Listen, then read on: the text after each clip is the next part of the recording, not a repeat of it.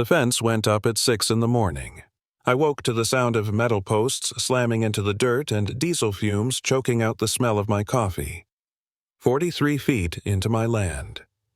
Through my dead father's pecan grove, blocking the cattle road, trapping 14 pregnant heifers behind 8 feet of chain link. And there she was, Delilah Pritchard, HOA, president of Sunset Ridge Estates, sitting in her golf cart with her designer sunglasses sipping Starbucks and waving at me. Waving. I'm Garrett Holland, county surveyor for 26 years, third-generation rancher. My grandfather built this house in 1891 from limestone he pulled out of the creek. My dad, Big Jim, expanded it to 240 acres. When he passed, he left me one note in his old survey case. Don't let anyone take this. I'd been trying to honor that. But that morning, staring at the fence cutting through my family's land, I realized someone was trying real hard to test that promise. Delilah was new, moved in from Houston, bought the biggest house in that new luxury development next to me. The HOA president within 3 months. She got the last guy kicked out for leaving his trash cans out 12 minutes past collection time. That's the kind of person she was. Then she found me. Her first complaint, my cows were too loud interrupting her sunrise meditation. County dismissed it. Second, letters demanding I move my industrial livestock operation 500 feet from her property line. Straight to the trash they went. But she was patient, real patient, and smarter than she looked. I just didn't realize how far she'd go. 3 weeks before the fence, a permit application landed on my desk for a routine fence installation. Sunset Ridge HOA. Looked fine, I stamped it. Didn't notice it was my own neighbor's address. Famous last words. When the crew showed up, I stopped them. Told them they were digging on the wrong side. Then, Delilah herself appeared perfume so strong you could smell it 3 seconds before she arrived. "Oh, Garrett," she said with that fake smile, "your father's fence was always a little off." Our new survey corrected that. I told her to stop the work. She didn't. By sunset, that fence was done and padlocked. Her text came before dinner. "Please remove your animals from HOA common area within 72 hours, or we'll charge impound fees." I just sat there in my truck looking at that fence slicing through land older than her HOA charter, hearing my dad's voice in my head. When someone cheats, document everything, then bury them in facts. So I did. Photos, coordinates, measurements. I filed a complaint called the county attorney. He said it'd take 48 hours to process. They built that fence in 8. I cut the padlock myself, moved the cattle back, and thought that was the end of it.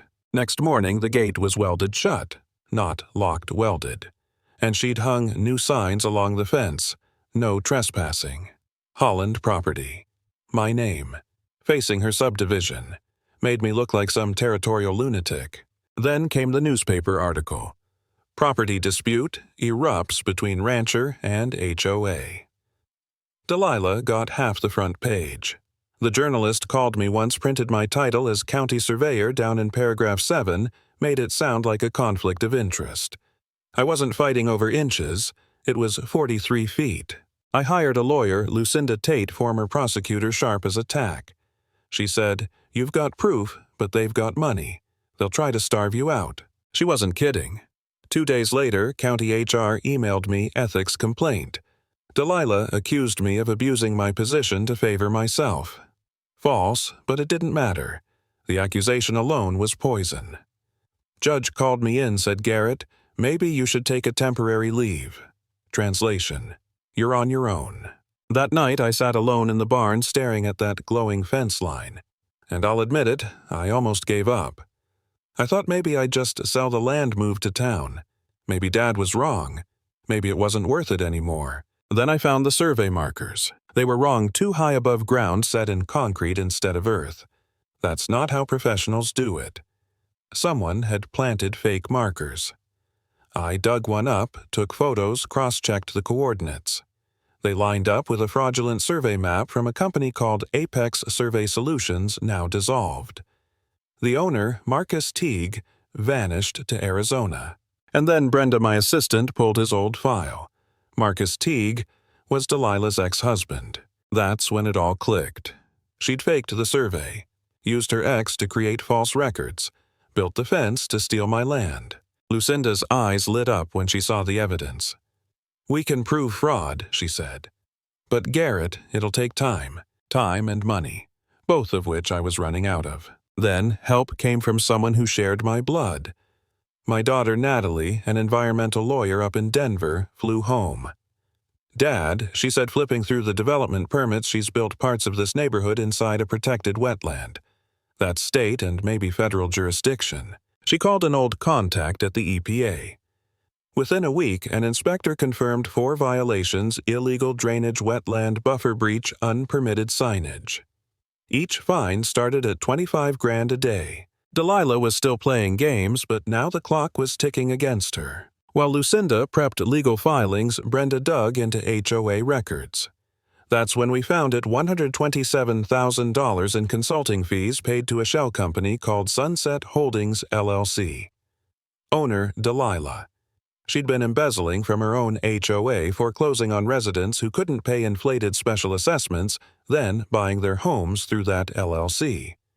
11 houses. Over $340,000 in profit. It wasn't about the fence, it was about expansion. My ranch, 240 acres, was phase 2 of her plan. I wasn't just defending land anymore, I was standing between her and a criminal empire. Lucinda contacted the Texas Attorney General's office. Investigator Patricia Langford picked up the case. The AG wanted everything financial's fake surveys, foreclosure timelines. Delilah must have sensed it because she went nuclear. Hired a PI to tail me. Filed another ethics complaint, this time claiming I'd falsified surveys for years. My truck got keyed, my mailbox, spray-painted land thief, and someone cut my real fence, letting 40 cattle loose on the road. I hadn't slept more than 4 hours in weeks. My hands shook when I poured coffee. Old friend Travis, retired sheriff, stopped by. "Garrett," he said, "this woman ain't worth dying over." I told him I wasn't dying. I was fighting. But truth is, it looked the same. Then Brenda called late one night, voice trembling. "Garrett, you need to see this." At the county archives, she spread out stacks of tax records, foreclosure notices, business filings. Delilah didn't own one home in Sunset Ridge. She owned 11, bought through her LLC after forcing foreclosures with those bogus fees. Every file led back to her. She wasn't a power-hungry neighbor. She was running a criminal racket, and I had the map. We delivered everything to Lucinda, who called the AG first thing Monday. They opened a full-scale criminal investigation. 2 weeks later, Delilah called an emergency HOA meeting for legal defense funding. $50,000 coming straight from the same homeowners she'd been robbing. The community center was packed. I sat in the back. Lucinda beside me. Sheriff's deputy by the door. Reporters in the hallway. Delilah stood at the podium in designer athleisure, smiling like she was selling yoga mats. "We've all been victims of misinformation," she began. "Certain individuals are trying to destroy our community." Then, a voice from the crowd. Frank Gibbons, Vietnam vet, lost his home over her fake assessment. "Where's our money, Delilah?" She froze. "Excuse me." I stood up. $127,000, I said. "Paid from HOA funds to your shell company Sunset Holdings. 11 foreclosures. 3 bought by your LLC. Sound familiar?" Gasps rippled through the room. Papers passed from hand to hand. Someone shouted, "You stole our homes!" Delilah pounded the gavel. "This is harassment." Lucinda stepped forward, calm and cold. "Mrs. Pritchard, the Texas Attorney General's office has opened a criminal investigation into embezzlement, fraud, and conspiracy." She handed Delilah the notice. For the first time, Delilah's face cracked. Her lips trembled. "This is a setup," she stammered. I said quietly, "Your survey was fake. Your markers were planted in the concrete buckets. I can show you the photos if you want." Silence. Then Frank stood. I moved to remove Delilah Pritchard as HOA president, effective immediately. Hands went up across the room. 56 votes, none opposed. Delilah slammed the gavel again, but it didn't matter. She was done.